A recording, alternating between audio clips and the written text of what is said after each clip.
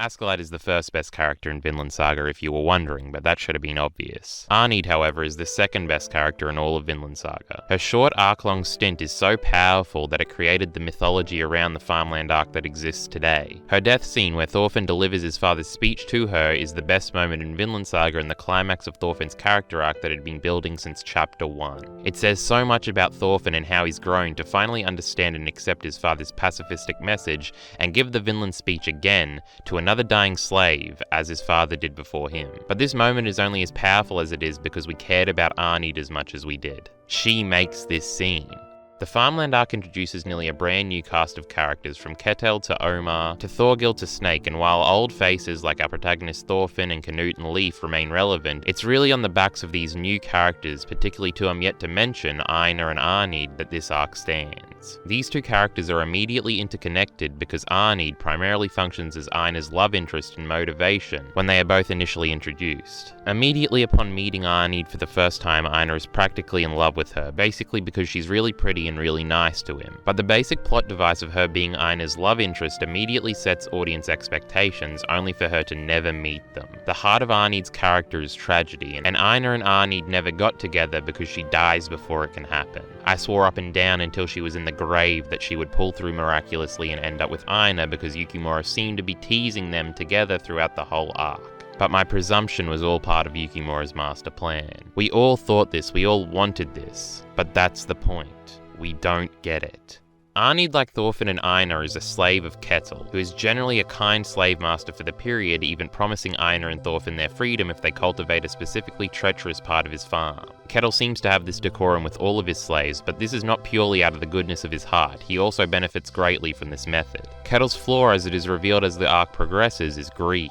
This is pointed out to him by his father repeatedly throughout the arc. So in actuality, Ketil is only nice to his slaves and only promises them their freedom if they do a good job because it motivates them to work harder, and therefore as a natural consequence he makes more money. He is not benevolent. This is important and is evident in his relationship with Arnheid. Ketil under no circumstance would ever release Arnheid from her slavery, because that wouldn't serve his own selfish desires. Ketil is in love with Arnheid. And in the first big subversion regarding Arnheid's character, it is revealed about halfway through the arc that she's sleeping with him. There's a grey area here with how Arnheid feels about this. We find out later that she likes the security she gets being Ketil's lover, which factors into her want to raise a family with him in a safe environment, but her attraction to the man himself is never specified. But Ketil is very much lovesick with Arnheid, as he is portrayed as quite pathetic in this scene we get of them together in bed. Arnheid in this scene just repeats exactly what Ketil wants to hear with a very blank expression on her face, even talking about herself in third person. Ketil's wife hates Arnheid and hits her constantly, not even knowing specifically that she's sleeping with her husband.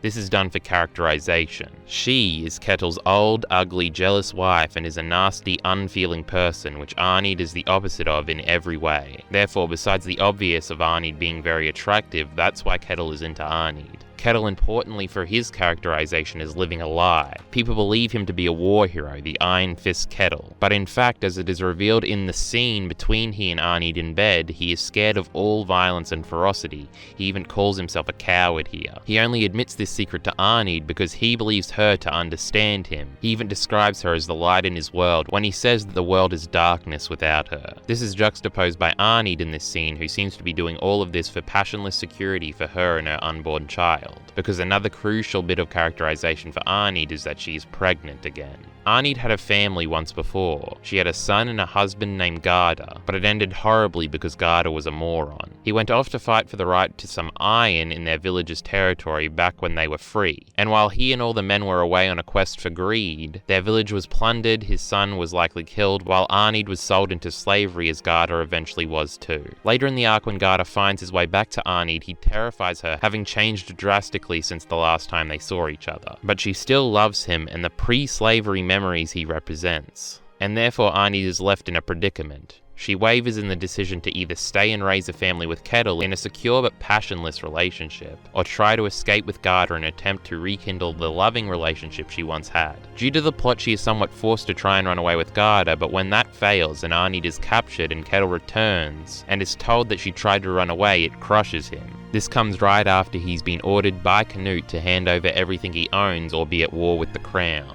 Kettle's had everything stripped from him at this point, his farm and the only person he believed that understood him, and he takes out this monumental frustration by beating Arnheid to near death, giving her injuries that would eventually kill her. Again, core to Arnheid's character is tragedy, and this all makes her incredibly sympathetic. She continually tries to make the best out of terrible situation after terrible situation, while remaining a kind and loving human being, only to be continually beat down by the horrific circumstances of the world around her. In life, there was no hope for Arnheid. She was incredibly unlucky, and that's why Thorfinn's Vinland speech over her dying body is the defining moment of probably the entire series. Because it gives her some hope, it delivers on the idea of hope for this dying woman stripped of everything.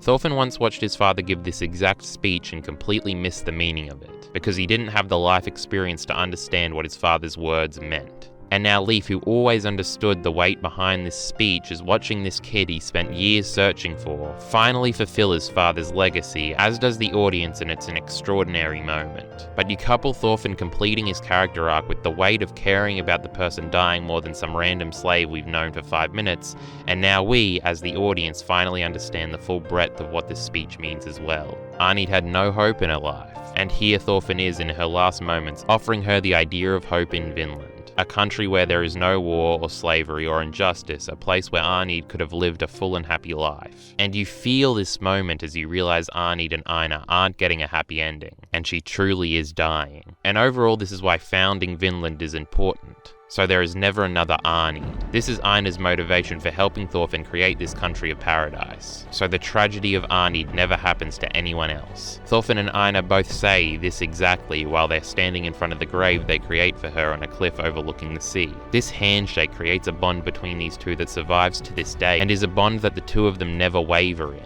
And all this is held together because the two of them and the audience cared about Arnheid and her struggle. Following the prologue, the audience wasn't ready for the next arc to be about founding Vinland. It's only through the tragedy of Arnheid and wanting it to never happen again that the audience, like Thorfinn and Einar, fully understand the need for hope to exist in this world. Because honestly, that's what Vinland means. Vinland sounds like a fairy tale land that could never exist in reality. It sounds like a false promise, but it is hopeful. It's simply the idea of a peaceful, prospering nation without war or slaves. And that's what drives our characters forward. This is all why Arnheid is the second best character in Vinland Saga. This video was edited by our friend Jarky Bacon, a patron of mine who offered to edit one of my videos, so that's why everything looks better than usual. He also has his own YouTube channel that you should check out, and has made some Vinland Saga videos himself, link in the description. Besides that, you yourself can become a patron by clicking on the other link in the description. Subscribe to the channel as we inch closer and closer to the 600 subscribers we had on the old channel. Support links in the description below. Thanks.